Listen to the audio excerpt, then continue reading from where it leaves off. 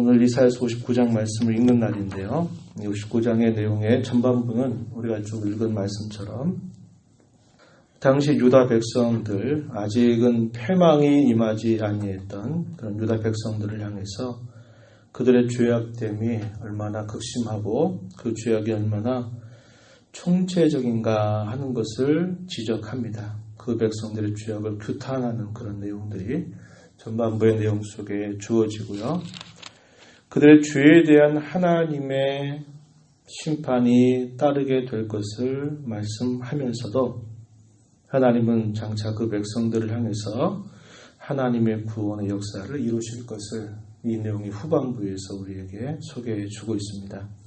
여전히 유다 백성들에게 기회는 남아 있습니다. 계속 하나님은 선지자를 통해서 그 백성들에게 지금의 이 상태로 계속 갈 경우 그 백성들을 향한 하나님의 견책을 피할 수 없다라는 사실들을 거듭 말씀을 하시면서 바벨론이라고 한 나라에 의해서 그들이 포로로 끌려가게 될 것, 종살이와 같은 생활을 다시 시작하게 될 것을 계속적으로 그 위험을 경고하고 있습니다.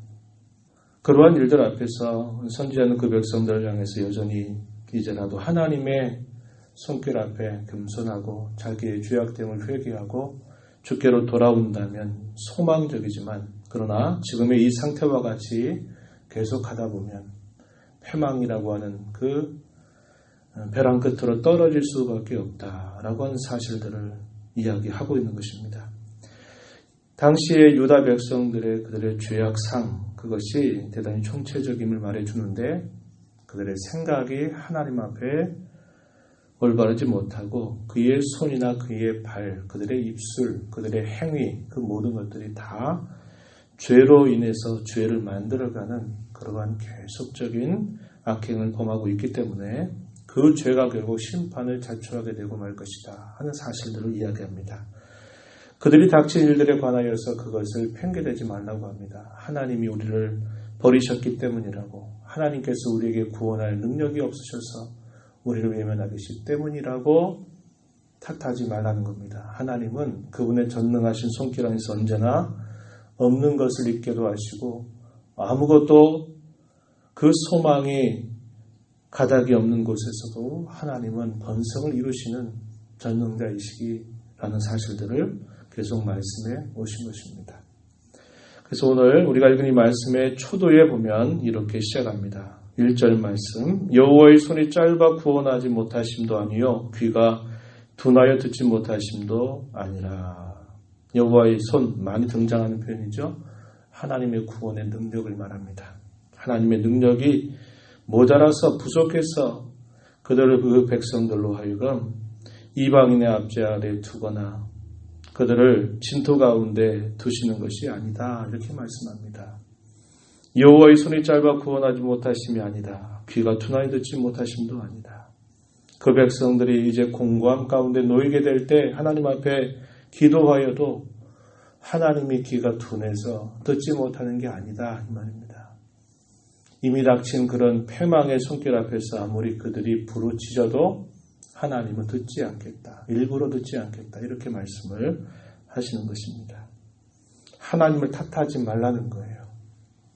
하나님은 절대로 능력이 모자라거나 그 백성들의 기도를 못 들으시는 분이 아니라는 겁니다. 그분은 길을 지으셨기에 그는 들으시는 분이심을 우리는 알고 하나님은 이스라엘 백성들을 인도하실 때 어떻게 하십니까? 앞에서 먼저 행하시고 뒤에서 호위하시는 분이시다. 앞에서 행하시고 뒤에서 호위하셔서 그 백성들로 하여금 어떠한 대적자들이 그들을 해하지 못하도록 막아주시는 그런 분이심을 우리는 기억하죠. 신명기 32장 27절 말씀이라든지 우리가 앞에서 읽었던 말씀 중에 이사야서 52장 12절 말씀 거기 가서 또 보면 하나님은 그 백성들이 어떤 분이신가 라고 이야기할 때 그것을 잘 소개를 해주고 있습니다. 예를 들어 이사야서 52장 12절 말씀에 보면 여호와께서 너희 앞에서 행하시며 이스라엘의 하나님이 너희 뒤에서 호위하시니 너희가 황급히 나오지 아니하며 도망하듯 다니지 아니하리라. 하나님이 출애굽하는 이 백성들, 이스라엘 백성들을 향해서 모든 대적자들 향해 두려움을 주시고 이스라엘 백성들의 앞에서 행하시면서 닥치게 될 많은 역경과 시련과 어려움들 속에서도 하나님은 바다까지도 열어 제치시면서 그 백성들을 하나님은 인도하시는 전능자이시다라는 겁니다. 여호와의 손이 짧아서 구원하지 못하심이 아니라 그가 귀가 둔해서 듣지 못하신 게 아니다. 무엇이냐? 2절입니다. 오직 너희 죄악이 너희와 너희 하나님 사이를 갈라 놓았다. 너희 죄가 그의 얼굴을 가리어서 너희에게서 듣지 않으시게 합니다. 하나님의 손을 경험하지 못하고 그의 응답하심을 듣지 못하게 되는 그 이유는 너희 죄악이 하나님과 너희의 사이를 갈라 놓았기 때문이다. 이렇게 말씀하고 있습니다. 3절 말씀에 구체적으로 하나하나 비유를 들어서 설명하는데요. 이는 너희 손이 피해 너희 손가락이 죄악에 더러워졌고 너희 입술은 거짓을 말하며 너희 혀는 악독을 내밀어. 공의대로 소송하는 자가 없다. 진실하게 판결하는 자가 없다. 허망한 것을 의뢰한다. 거짓을 말한다. 악행을 품어서 잉태해서 죄악을 낳는다. 독사의 알을 품고 거미줄을 짠다.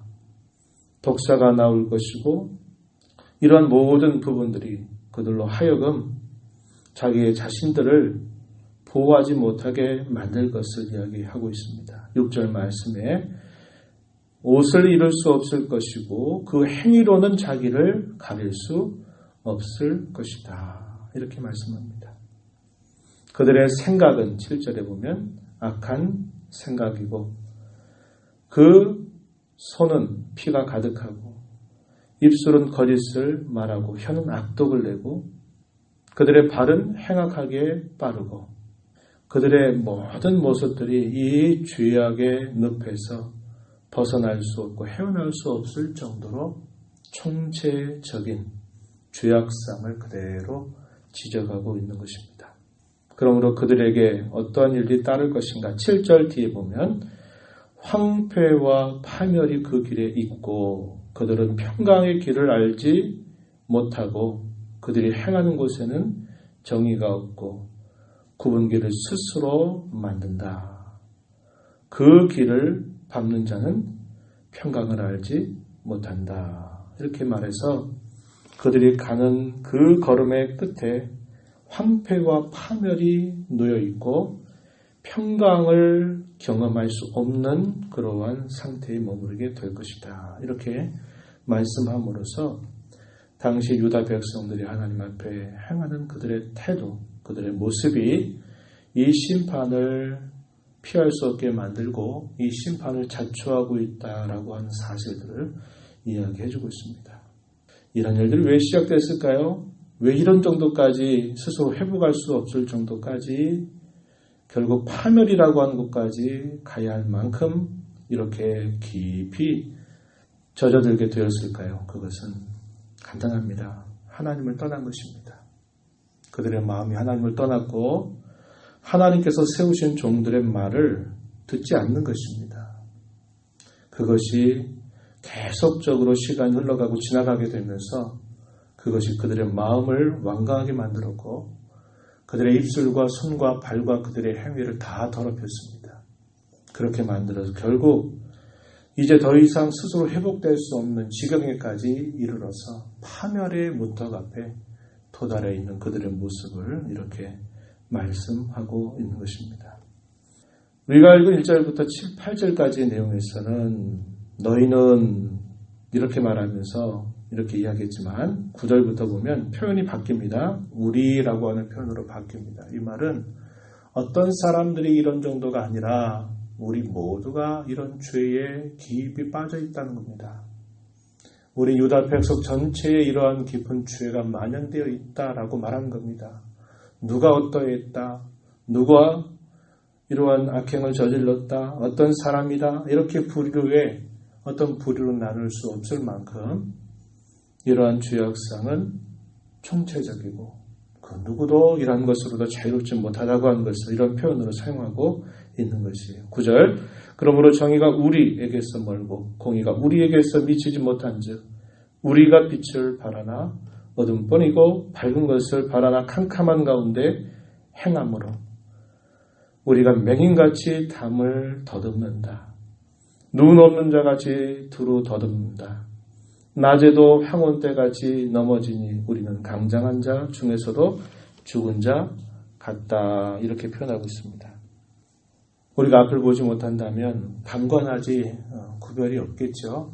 밤에만 안 보이는 게 아니라 낮에도 보지 못하기 때문에 우리 앞에 무엇이 있는지를 알 수가 없는 것입니다. 맹인이 된다면, 영적인 맹인이 된다면 상황에 상관없이 그는 항상 앞에 뭐가 놓여져 있는지를 보지 못하게 되고 만다라고 이야기하고 있는 것입니다.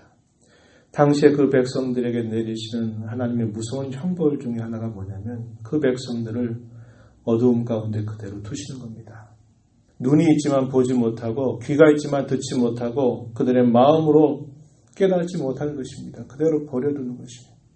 왜 그럽니까? 그것도 역시 하나입니다. 하나님께서 주시는 그 말씀을 자신들에게 주시는 말씀으로 받지 않고 돌이키지 않는 그 죄악이 이것이 거듭되면서 그들의 영적인 눈을 감게 만들었고 그들의 눈을 보지 못하게 만들었고 그들의 귀를 듣지 못하게 만들었다라는 것을 우리는 알아야 된다는 것입니다.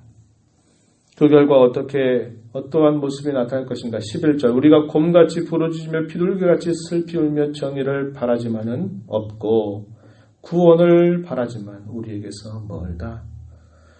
이는 우리의 죄악이 주의 앞에 심히 많고 우리의 죄가 우리를 쳐서 증언하오니 이는 우리의 허물이 우리와 함께 있습니다. 우리의 죄악을 우리가 압니다. 이렇게 말해서 죄악 때문에 그들이 결국 파멸의 구렁텅이 안에 빠지게 될 것을 이렇게 말씀하고 있는 것입니다.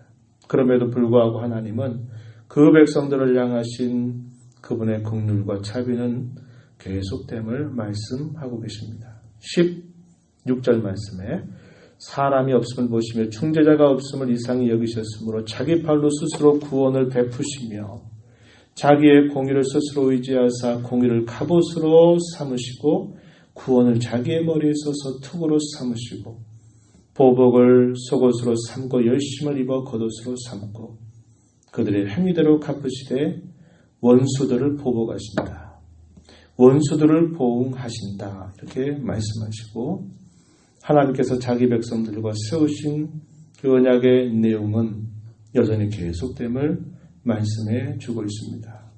20절 여호와의 말씀이니라 구속자가 시온에 임하며 야곱의 자손 가운데에서 죄과를 떠나는 자에게 임하리라. 야곱의 자손 가운데 죄과를 떠나는 자.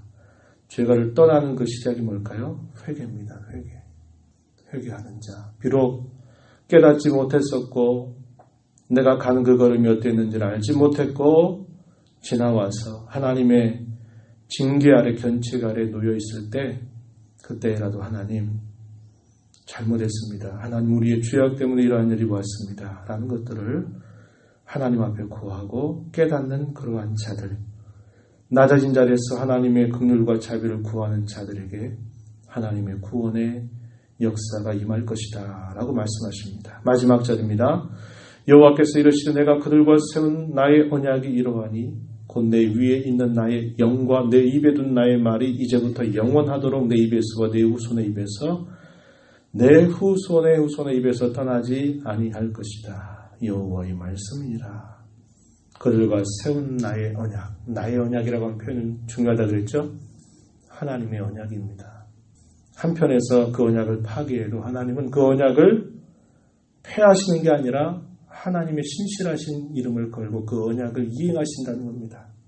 앞에서 읽었던 것처럼 하나님이 스스로 구원을 홀로 행하실 것을 말씀하고 있는 것이죠. 그러면서 하나님의 언약이 어떻게 그들에게 구체적으로 나타날 것인가. 나의 영과 나의 말을 그들에게 떠나지 않게 하겠다. 나의 영, 성령을 말하죠. 내 입의 말 뭡니까? 하나님의 말씀입니다. 우리가 여러 차례 살핀 것처럼 하나님은 자기 백성들을 다스리는 통치의 방법은 말씀과 성령입니다. 말씀과 성령의 다스림을 받지 않는다면 우리는 하나님의 통치를 받는 게 아닌 것입니다. 내 영과 내 입의 말을 그들 가운데 그들의 후손들의 모습 속에 후손의 후손들에게 떠나지 않게 하시겠다. 이 말은 하나님의 영과 말씀을 통해서 그 백성들을 깨우치고 그들을 인도하실 것을 말씀하고 있는 것입니다. 오늘 우리가 매일매일 살아가는 우리의 삶 속에서 가장 중요한 게 뭘까요? 우리 안에 내주하시는 성령의 음성을 듣는 것이고 그 말씀을 수단으로 사용해서 우리를 깨우치고 지도하고 이끌어 가시는 그 하나님의 말씀 앞에, 하나님의 다스림 앞에 우리가 겸손히 순종하고 우리의 잘못된 부분들을 돌이켜서 바른 길로 걸어가는 것, 이것이 하나님의 구원을 바라는 자, 하나님의 구원을 경험하는 자가 가져야 마땅한 태도임을 우리가 배우게 되는 것입니다. 오늘 이 말씀을 기억하면서 나 자신과 우리 모든 성도들이 이러한 하나님의 말씀에 주의하고 우리 안에 내주하시는 성령님의 인도하심을 따라서 언제나 바른 길, 잘못된 길로부터 돌이키고 우리에게 인도하시는 바른 길을 따라서 하나님을 잘 섬겨가는 우리 모두가 되도록 간절한 마음으로 기도해 주시기를 부탁합니다. 하나님 아버지 감사합니다. 오늘도 저희들에게 복되고 거룩한 주의를 허락하셔서 흩어져 살던 주의 백성들을 한 자리를 모아서 하나님 앞에 예배하며 또 하나님 앞에 우리 자신들을 돌아보며 하나님의 은혜를 구하는 복된 날을 주셔서 감사합니다.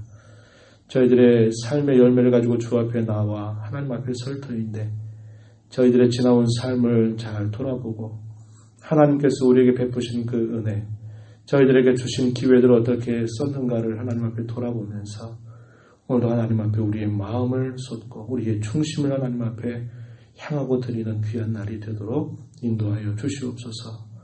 그 백성들을 견책하시고 그 백성들을 낮추실지라도 언제나 어떤 자리 또 어떤 형편들 속에서도 하나님을 바라고 하나님을 의지하며 돌이키는 모든 자에게 하나님 한량 없는 긍휼과 자비를 베푸시는 분이심을 또다시 배웠습니다.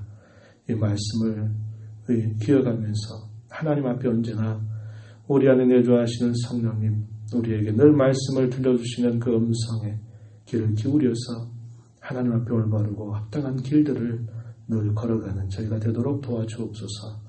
은혜의 보호자 앞에 나와 간구하는 심령들에게 이 시간도 기도 가운데 하나님의 음성을 듣고 배우는 귀한 시간 되게 하시기를 원하옵고 예수님 이름으로 기도하옵나이다. 아멘.